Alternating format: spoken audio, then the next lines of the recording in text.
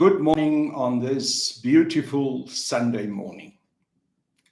I thought I should do a short YouTube link up to discuss two issues. The first one is the continuing rollout program of the radical economic transformation movement, popularly known as RETMO.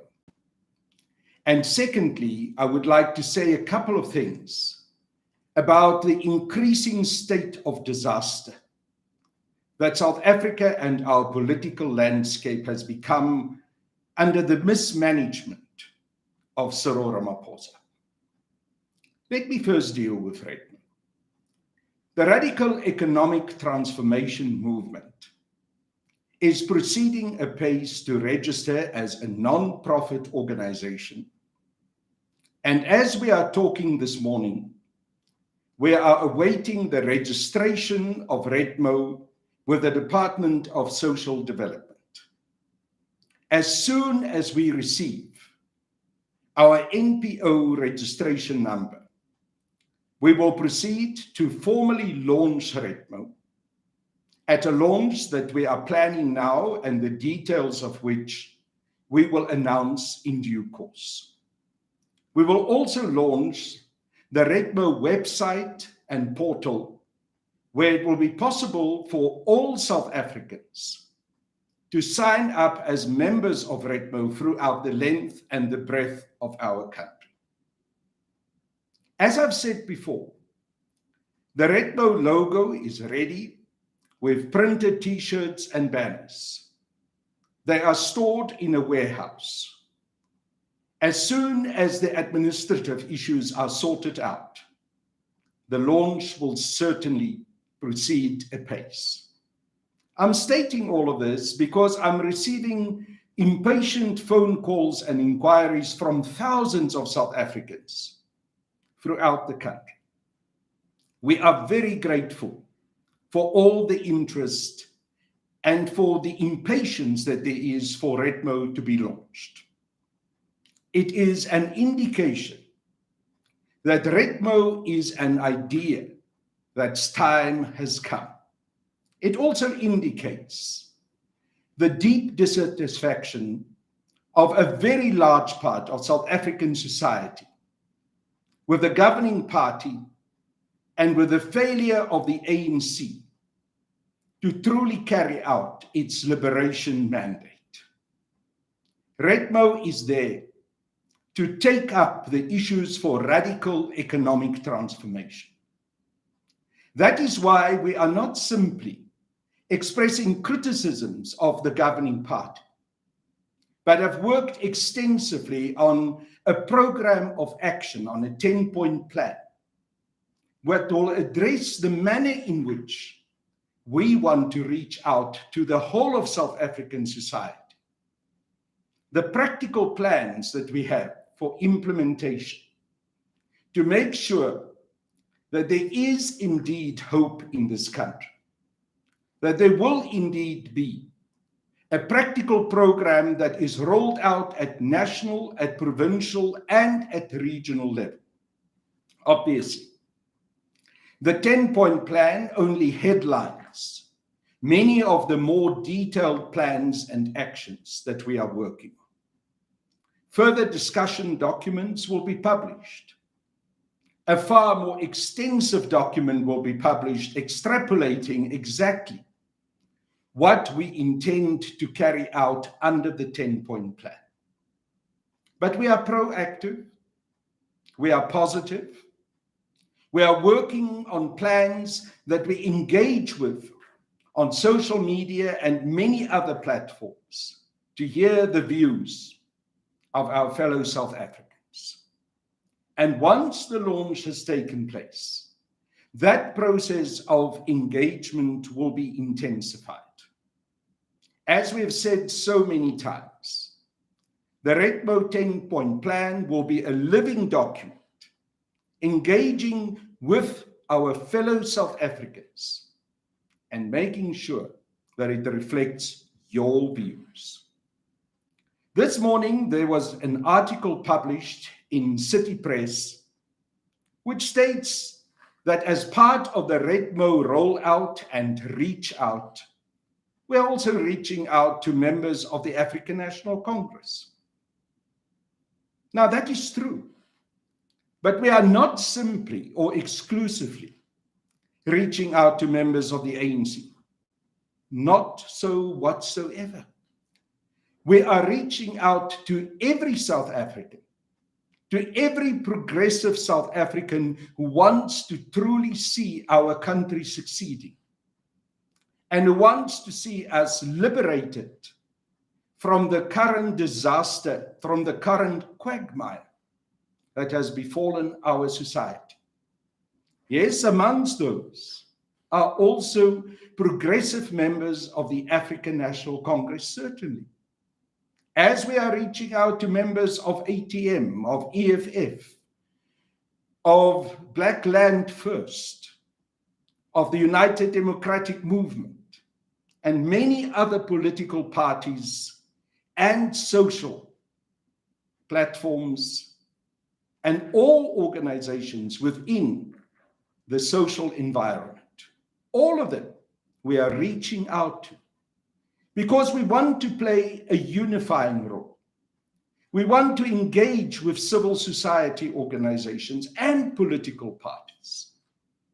We want to see all of you united under a minimum program of action, which the 10-point plan, as we engage further, can certainly turn out to be.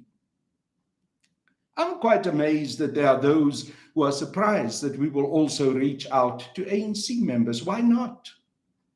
RETMO is at this stage not a political party. It is registering as a movement and, as I've said, a non-profit organization. That means that there's no conflict. Members of all political parties who feel that they can associate themselves with the objectives and the aims of RETMO can join. That is what democracy is all about. We are not playing on the playing field with other political parties at this stage. Therefore, for anyone in the African National Congress, as I've heard some leaders of the ANC have done, to threaten members of the ANC, who say that they can associate with the aims and objectives of the radical economic transformation movement, and to say that disciplinary action will be taken against them, is in fact illegal. It goes against the spirit of our Constitution, the right to freedom of speech and association. It also goes against the ANC's own constitution, that does certainly not rule out that ANC members can belong to other organizations, movements, and non-profit organizations. So this is an illegal, intimidatory act, which is being carried out by some of the leadership of the African National Congress. It just shows how bankrupt the ANC had become. It also shows how far the ANC had drifted away from the erstwhile ANC, the original African National Congress, and its liberation ideals. It also shows that this strange new thing, which is no longer the ANC, that I and many other members who were members of the ANC, and even those who may still be members, had joined, that this organization is a strange animal. It is a Trojan horse, hollowed out, and now in the service of white monopoly capitalism and imperialism. So yes, unashamedly, we are reaching out to all South Africans, including progressive ANC members, whether they will stay members of the ANC in the future, or whether they will leave the ANC on the basis of decisions such as what I've taken, when I said that this ANC is no longer the African National Congress that I had joined, that ANC that I've originally joined and whose liberation ideals I dedicated my whole adult life to, has died. Whether they take that decision or not is not the relevant question now. The relevant issue is that they have a right, like members of all other political parties and members of all other civil society organizations, to join RETMO and to associate themselves with the ideals of radical economic transformation. You see, it is quite extraordinary that an organization such as the African National Congress, which claimed to have had, as part of its resolutions of its 54th National Conference, radical economic transformation as its official economic policy program, would now react in this extraordinary, belligerent, and aggressive manner against exactly that policy program. Doesn't that just underline that the ANC that we had known has died, has buried itself at the 54th National Conference of the ANC, and that now the tombstone has to be erected? And that brings me to the second issue that I wanted to address this morning: the current disastrous state of our country.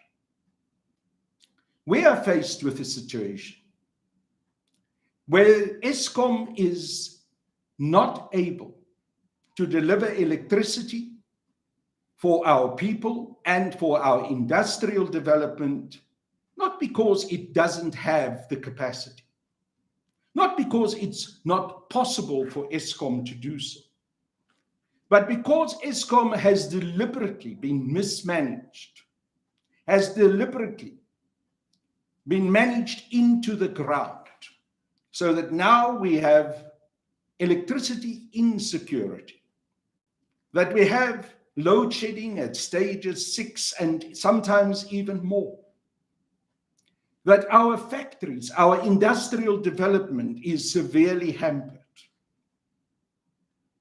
that the impact on the social life of our country, on the well-being of our people, is severe and continues to become worse. Just a day ago, I listened to a paramedic who explained how many people have died because they were unable to get the treatments that they need for chronic illnesses because of power failures, because of blackouts. She explained how chronic kidney patients are dying because the kidney dialysis cannot take place. How young infants have died because the incubators, the supply of oxygen and help that they needed, because they were prematurely born, was not there. How people who needed oxygen died because the oxygen supply was not being possible to be provided because of one electricity blackout after the other. These are the disasters that our country faces. I'm not even talking about the very everyday experiences of students not being able to study, of computer systems collapsing, of mothers and parents not being able to simply prepare a meal for their families. She talked, that paramedic, about how they were unable to reach so many emergency situations because of the congestion on the roads, because of traffic lights that are not working, how they were not able to reach each other on cell phone networks that have collapsed because of load shedding. And then, of course, All of us in Gauteng and some of the other provinces have recently experienced water shortages, not because there's a lack of water in our reservoirs and dams. In fact, in the Gauteng province, the dams are at 104%. So the dams are overfull. But because of load shedding, because pumps are unable to work, because there's no electricity, we cannot get water. There's a very interesting article today by one of the previous Director Generals of the Department of Water Affairs, Mike Miller, where he says, let water not become the next crisis in terms of service delivery that we are faced with in South Africa. And he links it directly to governmental mismanagement with regards to load shedding, but also in general with regards to the disastrous lack of administration and foresight and proper planning that this government has become known for. So it is in that context that Cyril Ramaphosa will be delivering his State of the Nation address. And we know now already that one of the main aims that Cyril Ramaphosa had set himself for that State of the Nation address is to declare a national state of disaster, to usurp all powers, to suspend our constitutional rights, to take control of the army and the police force in a way that they can be deployed throughout the country to repress the South African citizens, to prevent us as a citizenry to express our fundamental dissatisfaction with what is happening in this country and how our economy is collapsing. This is a power grab on the back of an artificially created electricity shortage, on the back of a crisis that has been deliberately manipulated and created. And now Ramaphosa wants all the power.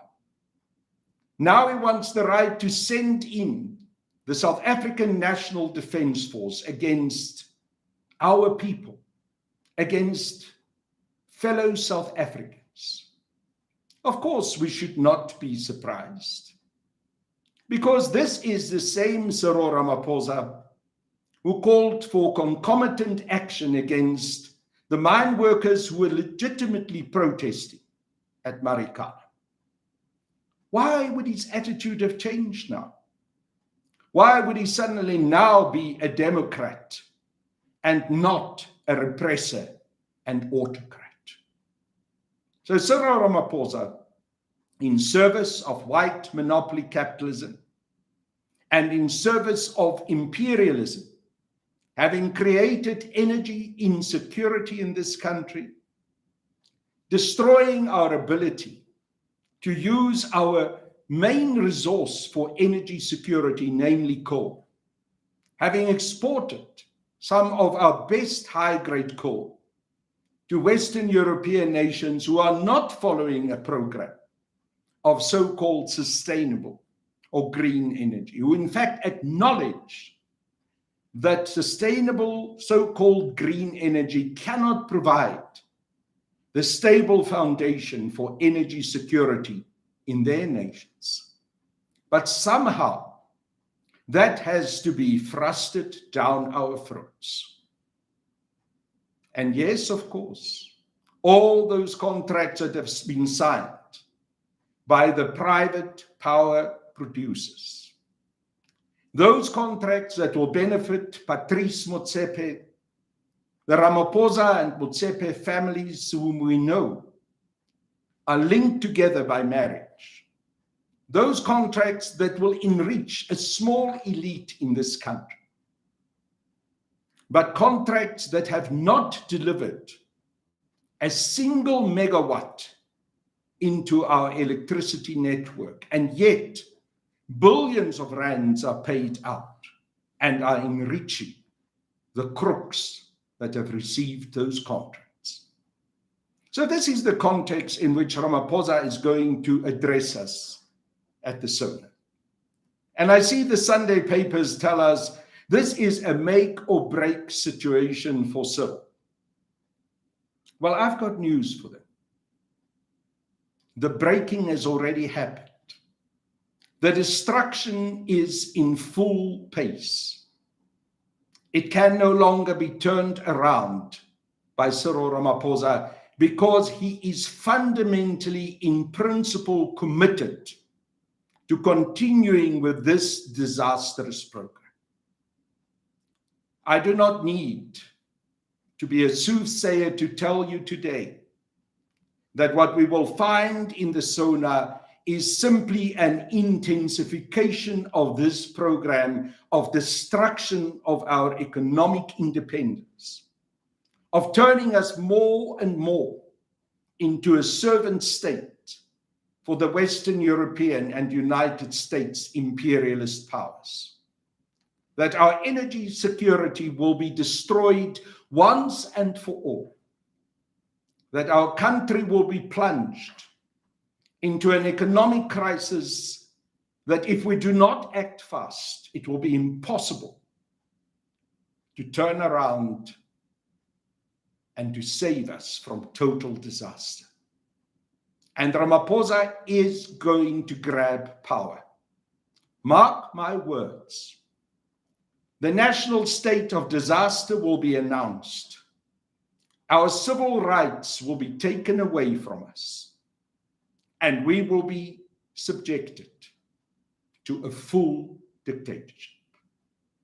That is, sadly, as I'm speaking to you on this Sunday morning, the future that we face.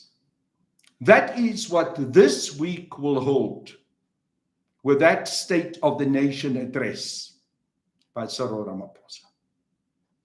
So the ultimate question for all of us, every single South African citizen, is what are we going to do about this? Are we going to put our collective foot down and say, thus far and no further? Are we going as a nation to rise up and refuse to have ourselves being subjugated, our rights being taken away from us, our economy being destroyed, us once again being subjected to a state of disaster, a national state of disaster? We know what it bestowed on us under COVID-19. And this time, it will be much, much worse. The looting will be worse. The private power producers will be raking it in even more than those who benefited from the COVID-19 funds that were stolen by the billions. So the answer we all have to ask, and that we have to give to ourselves, what are we going to do? Are we going to stand up and fight and not allow this to happen? And it is in that context that the radical economic transformation movement has become so critically important. Not because at this stage it is yet a political party, but because of the ideals that it articulates. Even at the point where we have not yet formally launched, but where we have developed a clear program of action. So as part of the launch of the radical economic transformation movement, as part of the launch of RETMO, let us talk about the national conscience that need to develop amongst all concerned South Africans, that we have to stand up and fight now. Because if we fail to do so, we will have to face our children and our grandchildren And we will have to answer for our failure to have protected their futures, to have destroyed this beautiful country of ours, this country which is the only place that can provide them truly with a better life and with a future. So, my dear fellow South Africans, my dear comrades, my dear friends, there is no other option but to fight. There is no way that we can bow our backs and subjugate ourselves to this kind of slavery. So I conclude with the message that I will continue to carry out also tonight in my Crosshairs Twitter space that will, as usual, be starting at 5 o'clock in the afternoon. That message that I've conveyed over and over again. The time has come for us to stand up and fight. It needs to be a luta continua until 5 o'clock and throughout every day in the future of the country that we live in, until we can succeed to liberate ourselves from the sellouts. A luta